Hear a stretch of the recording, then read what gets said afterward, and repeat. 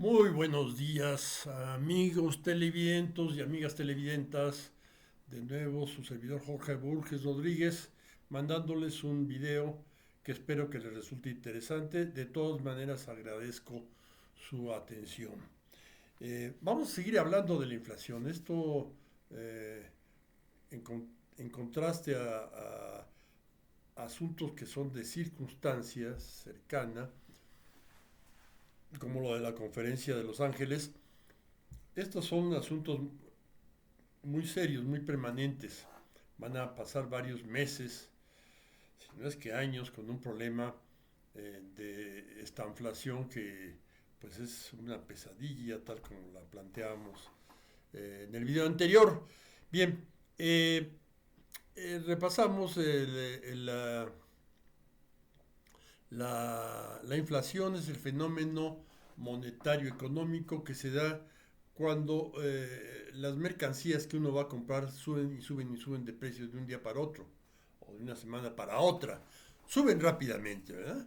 En el curso de muchos años los precios suelen cambiar, ¿verdad?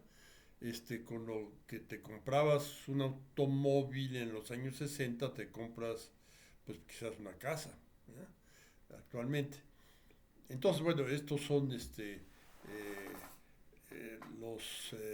las circunstancias que hay que tener en cuenta para decir hay inflación o no hay inflación. Bien, esto lo señalaba muy bien algún economista norteamericano que decía que hay dos fenómenos antagónicos uno de otro. La inflación es uno, que acabamos de escribir, y la deflación es lo contrario, que al contrario el precio de las mercaderías que uno va a comprar desciende. Pero bueno, esto está ligado al auge o no auge de la economía, ¿verdad?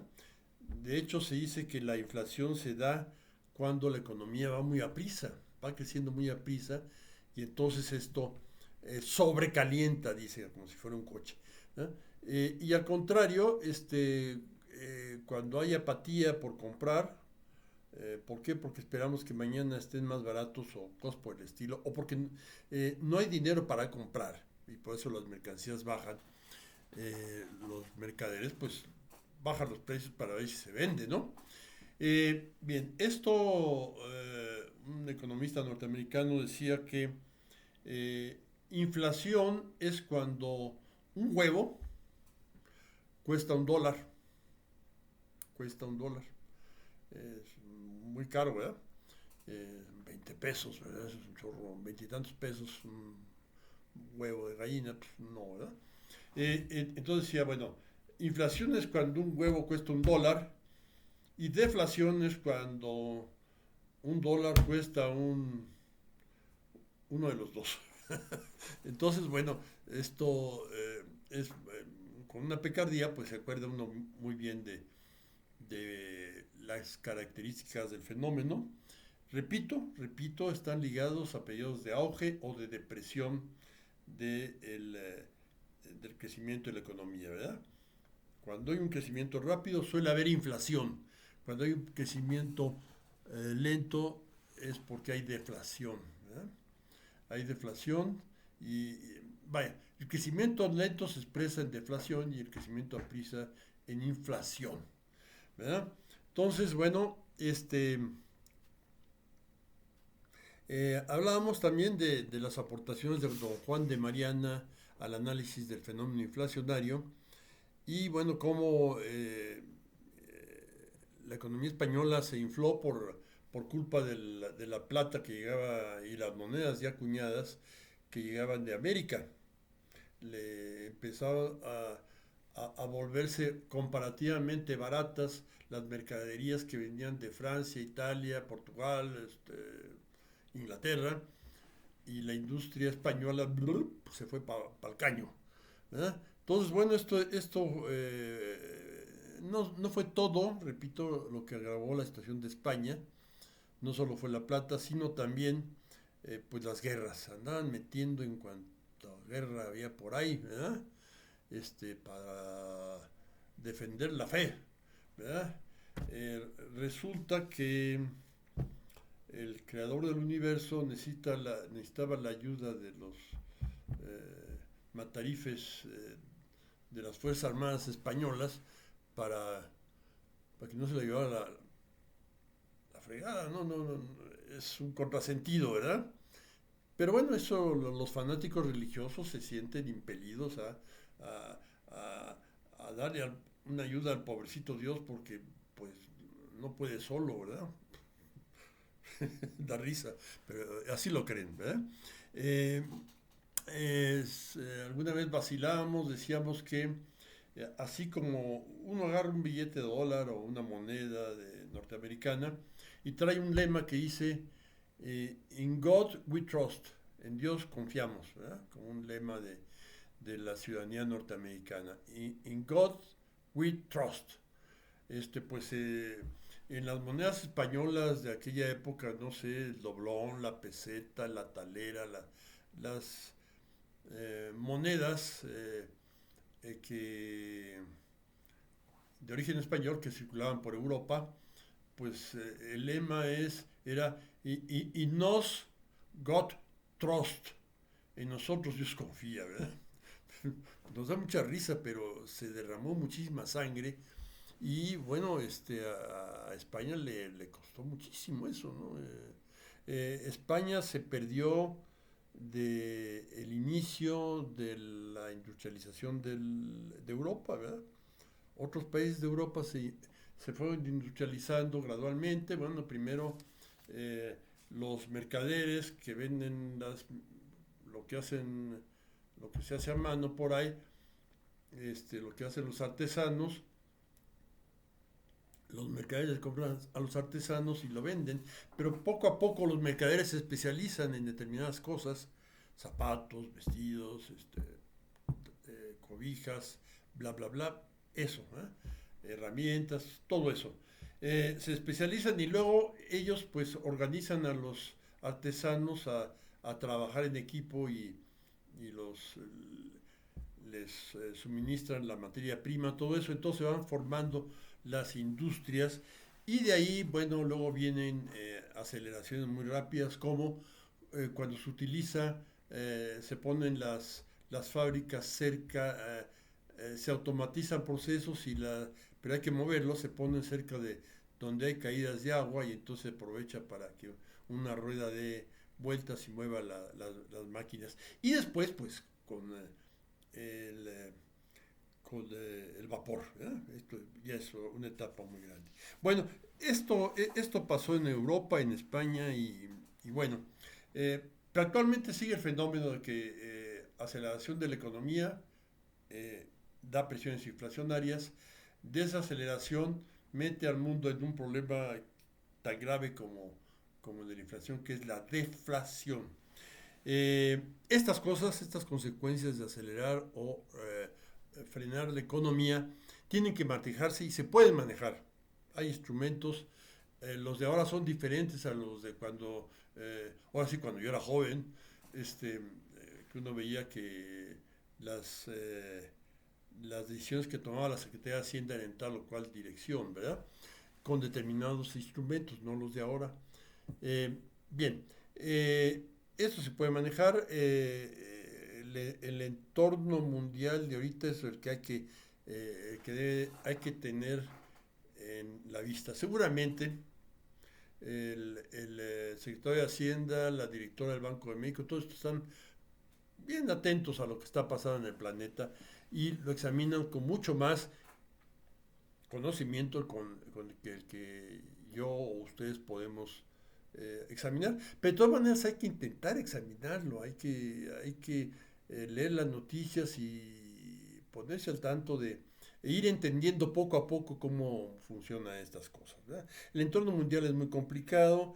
En alguna época se hablaba a principios del siglo pasado, de que, y fue parte de la política norteamericana hacia Europa, de que si los países pueden comerciar, entonces no van a pelear. La posguerra parecía que esto pues funcionaba, para Europa funcionaba, pero bueno, otros países del mundo podían comerciar a su escala y bien que se peleaban, ¿verdad? El, eh, el caso ahorita es dramático. Mi hermano Javier dijo alguna vez que la nostalgia actual no es como la de antes, ¿verdad? Entonces, sí, los nostálgicos de ahora, pues nos quedamos chicos con los nostálgicos de antes, ¿verdad? El, eh, la guerra contra el comercio, la correlación ahorita es diferente. ¿Por qué? Porque los países se han estado especializando durante 30 años en determinadas cosas y entonces tienen que comerciar mucho. Se produce mucho y se exporta mucho, pero se importa mucho, ¿no? Y ahí vemos esos barcotes llenos de contenedores, cruzar los océanos, ¿verdad? Bueno, esto, pero de todas maneras creemos que sigue siendo la guerra contra el comercio. En general la economía gana. Ahorita los países más ricos son los que están contra Rusia, pero Rusia tiene ahí unas, no bajo la manga, está bien expuesto. Su producción cerealera y agrícola en general, que es muy grande, y su producción petrolera y gasera, muy grande. Eh, la, las directivas de ponerle eh, sanciones a Rusia, aún con las advertencias de la propia secretaria de Comercio, no, del Tesoro, esto a rajatabla lo impuso Estados Unidos y se están rajando todos los países de Europa. Esta política está quebrando y pronto, espero en Dios, tendremos pláticas de paz. Máxime que una potencia media, que lo fue grande, como es Turquía, ya avisó que ellos van a vetar el ingreso de Ucrania, Finlandia o Suecia a- al, al, a- al Tratado del Atlántico, ¿verdad? A la organización militar. Esto es muy bueno porque obliga a que se sienten a discutir todos, a negociar. Sí, la guerra siempre, el, el, el, la economía le ha ganado ha sido más importante que la guerra. Hay unas cosas que más bien son picarescas, pero pues pero funcionaron, ¿verdad? No es exactamente que la economía vaya convenciendo de quebrar, pero lo que pasó alguna vez, el puerto de Dunkerque, se lo peleaban Francia e Inglaterra en el siglo XVII o XVI, XVII, eh, y no porque fuera un puerto inglés o francés, la palabra Dunkerque es flamenca, entonces era un puerto belga, ¿verdad? Pero se lo peleaban para eh, es, eh, Inglaterra quería tener cerca de los puertos ingleses un puerto para desembarcar mercancía y Francia quería el puerto para también de ahí exportar a otras partes del norte de Europa, ¿verdad? Tenían esa bronca y bueno, se lo quiso el rey Luis XIV, fue pues mandar a las fuerzas militares acercar Dunkerque, que estaba ocupado por los ingleses. Se habían querido agandallar el puerto así por sorpresa. Lo cercaron, eh, metieron artillería grande de tal manera que eh, no fuera salvable por mar. Y bueno, una vez puesto el cerco militar a Dunkerque, pues lo que hicieron es sobornar al comandante inglés, ¿verdad? Entonces el comandante inglés se rindió y bueno, este, pero es más de picaresca que de observación de tensiones económicas, que es mucho más interesante, ¿verdad? Eh, la, sí, la economía ganada, ahora es mucho más complejo fundamentalmente por eso que decíamos de que los países se han especializado. En la exportación de trigo son cuatro o cinco países que exportan casi todo, ¿verdad? Estados Unidos, Canadá, China, la India, quizá Francia, pero Francia más bien al mercado, a la comunidad europea. Eh, el hecho es que son los... y ahorita, para colmo de presiones, la India avisó que no va a exportar ni un grano porque lo reserva para una situación que contempla de emergencia dentro de los próximos años. ¿Verdad? La prudencia, ¿verdad? Entonces van a guardar su grano y se entiende, ¿verdad? Entonces esto mete ruido por todos lados, el petróleo, ya los pasos para oleoductos hacia China y la India por parte de Rusia son cada vez más claros. Entonces, integración, toda esta atención va a parar en que Rusia se integra a Asia, no a Europa. Y esto es una gran pérdida para Europa. ¿Verdad? Como ya decían, Europa, esa península de Asia, ¿verdad?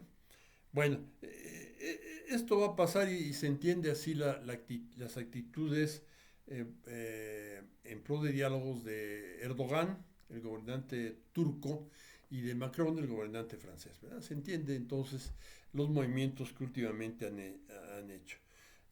México, pues tenemos que ponernos en guardia de muchas cosas. Se, se imponen estos tipos de medidas que decíamos la vez pasada. De esto México tiene que salir, no solo que salir, sino que sobrevivir a una crisis de este estilo, de esta inflación, luchar por una mayor competitividad de sus empresas, y esto es empresa por empresa, microeconomía. Subrayamos que seguimos desconfiando, yo sigo desconfiando, de la visión aquella liberal, que luego los neoliberales la rescataron, ¿verdad? De la época de Stuart Mill, de Adam Smith, y eso, de que echando dinero en las capas altas, entonces poco a poco va goteando la riqueza hacia las partes jodidas. Los primeros países industriales yo creo que sí funcionó, ¿verdad? Pero después ya no. Y lo que en otros países ha funcionado y en situaciones de crisis como la posguerra, la posguerra, segunda posguerra mundial fue terriblemente angustiosa, Europa estaba destruida. Entonces, inyectar abajo y eso va produciendo consumo hacia arriba. Eso funcionaba más, mucho más y muchas más veces. De que inyecten dinero a la gente fregada y luego compra y empieza a animarse la economía. Con inflación, ¿verdad? Porque la oferta va un poquito detrás de la demanda y entonces eso va inflando. Eso va respondiendo. Se trata que la industria responda. De todas maneras, la riqueza tiene su origen en el esfuerzo de los trabajadores, ya sea de los trabajadores actuales o de los trabajadores que permitieron las acumulaciones de capital que se dieron en la antigüedad. De esas dos maneras, eh, los trabajadores han generado la riqueza. Uf, pero ahora hay que vender cosas muy intangibles, ¿eh? No se trata solo de vender. Yo agradezco mucho a mi hermano Carlos que me hizo entender alguna vez. Soy renecio, ¿eh?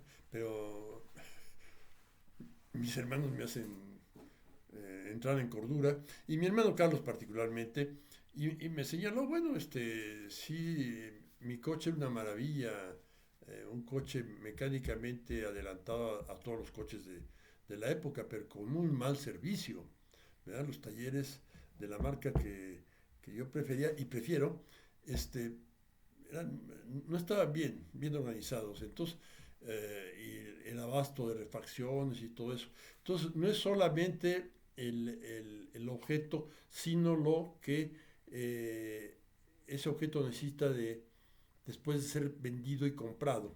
Necesita de un servicio de mantenimiento y otras cosas, y un auxilio que en aquella época, pues una maravilla, el motor de mi coche, todo eso, pero tenía muy mal muy mal servicio postventa, postventa. Entonces esto se tiene que contemplar. Y eso no se puede hacer en general mediante medidas gubernamentales generales, sino empresa por empresa. Entonces por ahí va a ir la cosa, siento, siento yo, y entonces pues esperemos a ver eh, si es cierto, ¿no? Si funciona o no funciona, ¿verdad? Bueno, muchísimas gracias. Nos vemos en el próximo video. Y buenas noches, buenas madrugadas en mi caso. Y muchísimas gracias por su atención.